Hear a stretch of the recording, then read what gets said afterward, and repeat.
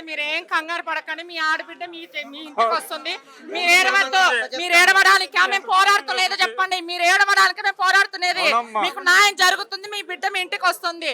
ఈ శ్రీనివాస్ అనే వ్యక్తి గత 7 నెలల నుంచి తెలంగాణలో రకరకాలుగా ఇష్యూ చేస్తున్నారు. ఇలాంటి నా కొడుకు ఇంకోసారి రావాలి అంటే పడాలి. కొడుకు వీనికి శిక్ష చూడాలి. కొడక ఎంత చేశారో అని అసలు కడుపు అన్నం తింటావరా? ఒక ఆడబిడ్డలకి ఇట్లా మోసాలు చేస్తావరా? సభ్య సమాజాలకి ఏం మెసేజ్ ఇస్తాను? చొప్పు తీసుకొని కొడతా. ఎవరు లేరు అనుకుంటున్నావా?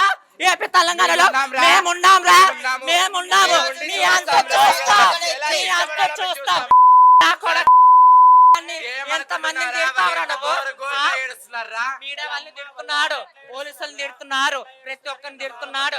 సభ్య సమాజానికి ఏం మెసేజ్ ఇద్దామని వాళ్ళ బాధ నీకు అర్థం కాదా శ్రీనివాసు? ఈ రోజు నువ్వు జైల్లో లెక్క పెట్టాలి. నువ్వు అర్థమైందా? చిప్ప కూడా తినిపించాలి. వీరికి మహిళా జైల్లో పెట్టకండి. అక్కడ కూడా వీరి పీట వేసుకొని వీరి నిజ రుసులు చూపిస్తాడు. వీడి మాత్రము ఆడవాళ్ళ జైల్లో పెట్టవాకండి. అక్కడ కూడా ఒక గూడు పుట్టాన్ని నడిపిస్తాడు.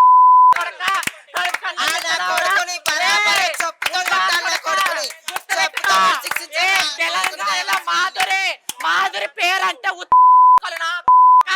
ఎంత మాట్లాడారా నువ్వు? ఇప్పుడు రారా? ఆ రోజు కదా ఆ రోజు పోలీసులు నన్ను ఎవరు చేయలేరు. ఆ ఘోరాన్ని అన్నావు. ఈ రోజు నీకేం చేయలేదు చేస్తారు, నీకేం చేయలేదు చేస్తారు. నా కూడా తిండి తిప్ప లేకుండా మీడియా వాళ్ళు మేము శివరత్న గారు పోరాడతలేకి నీకు శిక్ష పడాలని ఇంకొకరు నేర్చుకోకూడదు. అర్థమైందా? ఖబర్దార్. సంవత్సర ప్రయత్నం చేసిన తర్వాత ఈ రోజు మీరందరూ ఏకం కావడం నిజంగా రామరాజ్యం లాగా కనబడుతుంది. కాబట్టి సనాతన ధర్మం పేరిట ఎవరైనా ఇక పైన ముందుకు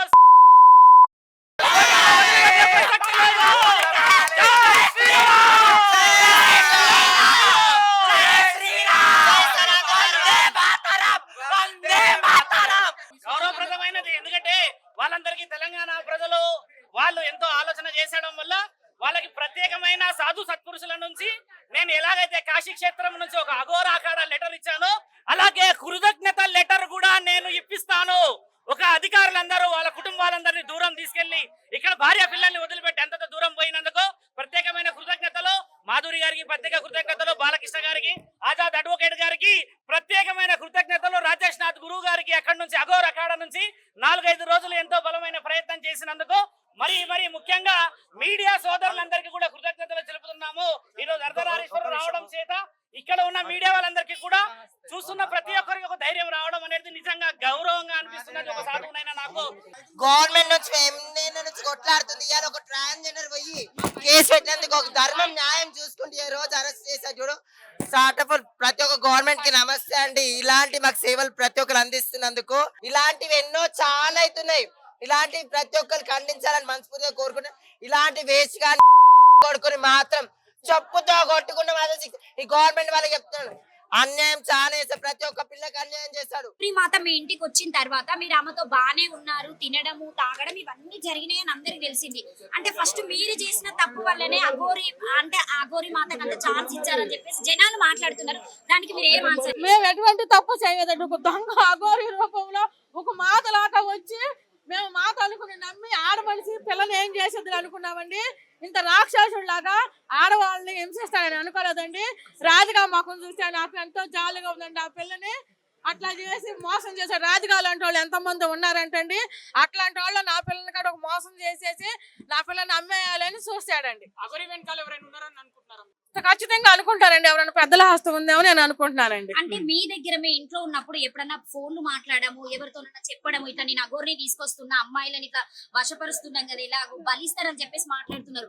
ఒకవేళ మృత్యుస్వామి గారు అలాగే ఆజాద్ గారు ఆ అమ్మాయి రాధిక ముందుకు రాకపోతే వర్షిణి అనే అమ్మాయి ఈ రోజు హైదరాబాద్ కు వచ్చేదా, లేకపోతే అమ్మాయిని ఎక్కడన్నా నరబలి లాగా ఇస్తారని చెప్పేసి మాట్లాడుతున్నారు. ఖచ్చితంగా నరబలి ఇచ్చేసేదండి. రుద్రస్వామి గారు, ఈ రాధిక గారు, భాను గారు, న్యూస్ వాళ్ళు, మీడియా వాళ్ళు అందరూ ఉండి మాకు సహాయం, ఆజాద్ గారు సహాయం చేశారండి. ఈ శివరుద్ర స్వామి గారి వల్ల మా పిల్ల బయటపడిందండి. ఖచ్చితంగా నరబలి ఇచ్చేసేదండి నా కూతుర్ని. నరబలి ఇస్తాకే నా పిల్లని తీసుకెళ్ళిందండి. ఇలా అమ్ముకుంటాకే అంగం లేని మగవాడిగానే భావించాలని చెప్పేసి మేము అంటే నాకున్న సైన్స్ రీజన్స్ గురించి మాకు తెలిసిన ఇన్ఫర్మేషన్ అది వచ్చిందండి. అది ఏమంటే డాక్టర్ గారిని మీరు అడగాలి. అది డాక్టర్ సంబంధించి. మీరు చెప్పండి, మీ ఇంట్లో ఉన్నప్పుడు ఎప్పుడైనా వశీకరణం గురించి, నరబలి గురించి అంటే వేరే వాళ్ళ విషయంలో అట్లా మాట్లాడిన దాఖలాలు ఏమైనా ఉన్నాయా? పొలిటీషియన్స్ తో మాట్లాడేది. పొలిటీషియన్లతో మాట్లాడదా? ఓకే, ఏమని మాట్లాడేది అట్లా పొలిటీషియన్లతో? పేరు చెప్పకూడదు తెలియదు కానీ మన తెలంగాణ మాజీ ఆయన దుర్భాషలాడడం తర్వాత ఎన్నో కేసులు పెట్టారు అంబేద్కర్ గారి విషయంలో. ధర్మరక్షణ కోసం అని చెప్పేసి ఈ రోజు బడుగు బలహీన వర్గాల జీవితాలన్నిటికీ ఒక ఆశాకిరణం అనుకున్న ఆ మహానీయుడి పైన కూడా అలాంటి అవాంఛనమైన దుర్భాషలు ఆడడం కూడా మనకి చాలా సిగ్గుచేటు. ఇప్పుడు అగోరి శ్రీనివాస్ వల్ల జోగినీలకు చెడ్డ పేరు, వాళ్ళకి జోగినిలో వ్యవస్థ కూడా చెడ్డ పేరు. వాళ్ళ జోగిని కాదని నిర్ణయించారు వాళ్ళు. ఇప్పుడు చూడండి, సాధు సత్పురుషులందరూ ఒక అఘోర అఖాడ నుంచి రాజేష్ నాథ్ గారు ఎంతో ప్రయత్నం చేసి ఆయన గారు ఆ అఘోర అఖాడకు సంబంధించిన వ్యక్తి కాదని రుజువు చేశారు. అగోరి శ్రీనివాస్ డబ్బులు తీసుకొని మోసం చేస్తున్నాడు. మిగతా స్వాములు ఎవరైతే ఉన్నారో వాళ్ళు మంచి కోసం పూజలు చేస్తారు కదా, ఖచ్చితంగా. హిందువుల అవునవును, ఇళ్ళల్లో. అవును. వాళ్ళకు కూడా చెడ్డ పేరు వస్తుంది. ఖచ్చితంగా వస్తారు. అవునవును. అమ్మో వీళ్ళు కూడా పూజలు చేసి మమ్మల్ని మోసం చేసే అవకాశాలు ఉంటాయి. అలాంటిది కాకూడదనే కదా ఒక శివరుద్ర సాధు ఈ రోజు బయటకు వచ్చింది. ఏంటంటే వేసుకున్న ఈ వేషాధారణ వల్ల మిగతా వాళ్ళందరికీ ఉన్న ఎవరైతే సమాజంలో సాధు సత్పురుషులే ఇలా ఉంటారేమో అన్న ఒక అపవాదం పోతుంది కదా స్వామి. ఈ రోజు ప్రజలందరికీ తెలిసింది ఏంటంటే ఛానలైజేషన్ లో ధర్మం ఏందో, నిజమేందో, నీతి నియమాలు ఏందో చెప్పాం కదా మనందరము. చెప్పడం వల్ల ముఖ్యంగా జరిగింది ఏమిటి? ఇలా ఉండదు, మనందరం కూడా తెలుసుకోవాల్సిన అవసరం ఉన్నది. చెప్పండి. మోసపూరితంగా రావడం అనేది తమిళనాడు రాష్ట్రంలో బ్రహ్మ విష్ణు పరమేశ్వరులు అని చెప్పి ఒక ట్రస్ట్ది మీరే ఇచ్చారు, డీటెయిల్స్ అన్ని వచ్చాయి. దాని ద్వారా అక్కడ బహిష్కరణ జరిగిందన్నారు, ఇండోర్లో బహిష్కరణ జరిగిందన్నారు, డాక్యుమెంట్ వచ్చింది. అలాగే తెలంగాణలో ఏపీ ఇప్పుడున్న ఈ ప్రజెంట్ మనందరం బహిష్కరణ చేశాము. కానీ సంవత్సరం నుంచి మనందరం ఎక్కడ ప్రయత్నాలు ఎలా చేసినా కూడా ఊరుకున్నాం. ఈ వర్షిణి అనే అమ్మ వాళ్ళ తల్లిదండ్రులు ఇద్దరు వచ్చారు, వాళ్ళ తల్లిదండ్రులు పిలవండి. ఆ తల్లిదండ్రుల బాధ ఒకసారి మీరు చూడండి. ఏ తల్లిదండ్రులైనా సరే 3 నెలల నుంచి వాళ్ళు ఎంత బాధపడుతున్నారు, వాళ్ళ మనస్సాక్షులు ఎలా ఉంటాయి. ఇప్పుడు ఆయన గారు ధైర్యంగా లైవ్ వీడియో కాల్ పెట్టి పెళ్లి చేసుకుంటున్నానంటే తల్లిదండ్రులకి న్యాయం చేయాల్సిన బాధ్యత ప్రతి పౌరుడికి ఉన్నది. ఇప్పుడు వీళ్ళు కూడా ఆజాద్ గారికి ఆ విషయంలో కంప్లైంట్ చేశారు. ఆజాద్ గారు కూడా ఆ కేసు ఆజాద్ గారు టేకప్ చేస్తున్నారు. అంటే తదుపరి నిర్ణయాల్లో లాయర్ గారు ఏం మాట్లాడుతున్నారు అన్న ఉద్దేశంగానే మనం చట్టపరంగా ముందుకు పోతున్నాం. సాధు సత్పురుషులం కాబట్టి ఆపాల్సిన అవసరం మాకున్నది.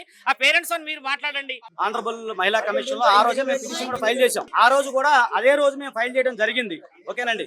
సో దానికి సంబంధించి చైర్పర్సన్ వారు కూడా దాన్ని స్వీకరించారు. ఆ ఎవిడెన్స్ కూడా మేము ఆ రోజే మేము సబ్మిట్ చేశాము మహిళా కమిషన్ వారికి. సో దానికి సంబంధించి వర్షిణి వాళ్ళకి సంబంధించి కూడా పూర్తి న్యాయ సంబంధమైన అంశాలు కానీ వాళ్ళకి సంబంధించిన ఏదైనా విషయం కానీ నేను సపోర్ట్ చేయడం జరిగింది. వాళ్ళు నాకు టచ్ లో ఉన్నారు, దాదాపు 20 రోజుల నుంచి మాకు టచ్ లో ఉన్నారు. సో దానికి సంబంధించి ఆ రోజు కూడా మేము పిటిషన్ వేసాం మహిళా కమిషన్ లో. మీరు ఖచ్చితంగా మీరు మాట్లాడండి. ఒకసారి నేను సబ్జెక్ట్ ఎక్స్ప్లెయిన్ చేస్తున్నాను. అది కూడా పిటిషన్ అది కూడా మహిళా కమిషన్ లో పెండింగ్ ఉందని మీ అందరూ చెప్తున్నాను. ఏంటంటే మీరు వాళ్ళతో మాట్లాడండి. ఇదే కాకుండా ఆమె మానసిక స్థితి బాగాలేదని చెప్పి మొన్న ట్రీట్మెంట్ అయింది. సో దాన్ని కూడా కంటిన్యూ చేస్తా ఉన్నాం. ఇప్పుడు ముఖ్యంగా ఏంటంటే మీ ఇంటికి ఫస్ట్ అఘోరి మాత రావడం జరిగింది.